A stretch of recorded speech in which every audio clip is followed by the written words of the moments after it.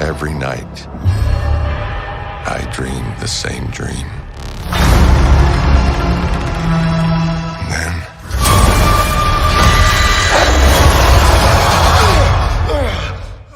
Hi, Benedict. I'm Magda from Cinéfilos, Argentina, and it's an honor for me to meet you. It's so nice to meet you too. I'm very good. How are you doing?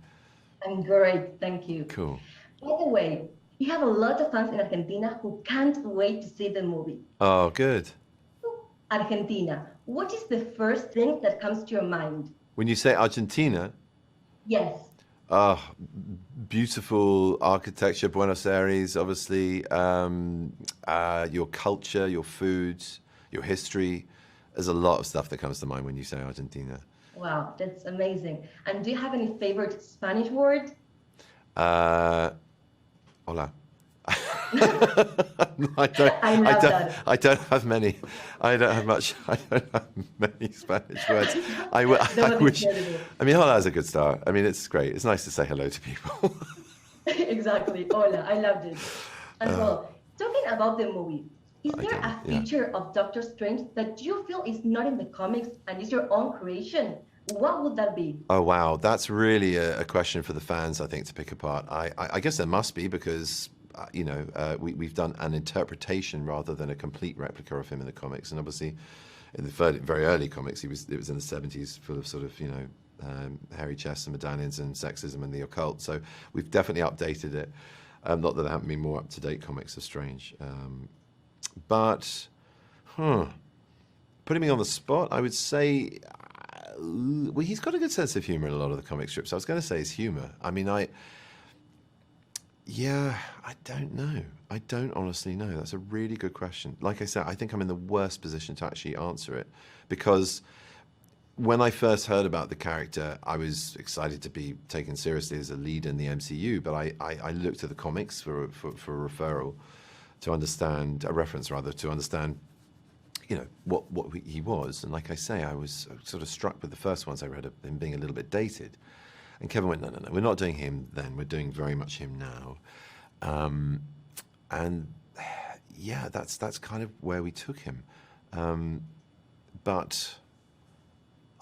don't know. I've just enjoyed playing the variations of him, the slow, ever-changing understanding of who he is for the audience, but also him of himself. He's very much on his own journey in this film and previously. I think, we've seen a guy move from being a neurosurgeon of greatness, but really doing it for himself, to being a superhero of greatness, but doing it for the greater good. But still, I think it comes a little untangled in this, and you really see a man who's still operating with the same engine of ego and will, and while that's both his greatest strength, it's also his greatest weakness and his undoing a little bit in this movie. So I love that aspect of him, that we get to explore his frailty, his brokenness, his humanity, and he's not always all-powerful, all-knowing, and the kind of snarky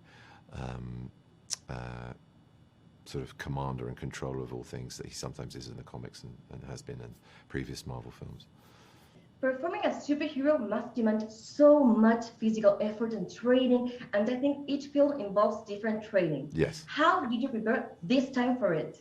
Well, rather than last time, I spent the same, really. I did a lot less cardiovascular stuff, a lot less running, because there is less running in this film. There are a couple of moments where there is a full-on chase right at the beginning, but not much different. Wire work, stunt work, fight work, the choreography of all the kind of magical spells which we were trying to pull from the comics and freshen up, as well as the old favourites of portaling and all the rest of it. So I feel it was in that regard physically very much more of the same. I mean, I'm a few years older than the first film, so I definitely feel it more, especially the fights. But look, I like that too. I really like that aspect of it, the physical challenge. It feels, you're very taken care of on a Marvel film. You're basically partly being paid to be healthy, not just for the prowess physically of the character, but just to get through the shoot. It's a long run, and it was the winter, and obviously it was during a pandemic, so pretty tough with those circumstances, and you need to be strong and healthy to get through it. So I kind of relish those challenges, and they give you a great focus. Sometimes on a day, you could be waiting for hours before you get in front of the camera. So to be able to hit the gym or do some yoga or have a treatment for an injury or something that's niggling you, it's a very nice way to spend your time. I'm very lucky to be doing that. Yeah. Besides the physical training, what was the challenge that this new film brought you that you haven't experienced before? Working with only 2/3 of the script, and pretty much the only thing in it not changing is the title. That's that's the normal way in Marvel. This isn't a game-changing secret I'm giving away here, you know. But in the origin story, that was pretty much tied up. I think like most origin stories are, they're pretty sure of what they're going to do overall. And then the other iterations of him have been in bigger fare as a smaller character. So my bit's been taken care of. I haven't really dealt with the whole film, you know.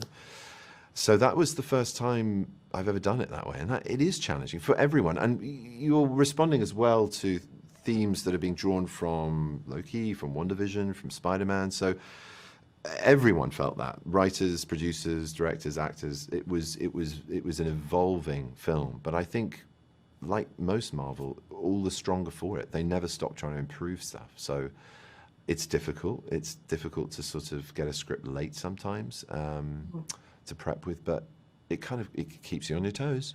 That's for sure. Talking about the multiverse.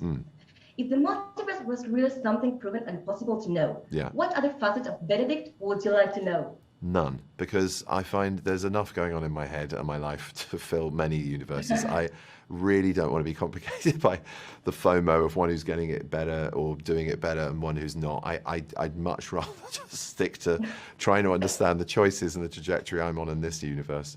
I've got a rich enough playpen with my life fair here. Enough. Yeah. Maybe in the other universe, your fan group has another name that generates less controversy. Maybe. I think I create the controversy. I don't know if there is a controversy, but yeah, I'm very grateful for my following. They're incredibly loyal and they're fun. We have a lot of fans here in Argentina. Well, thank you so much for the interview. Thank you very, very much, and congratulations. I really enjoyed it. Thank you too. Thank you very much. Bye. Bye, Argentina. Thank you.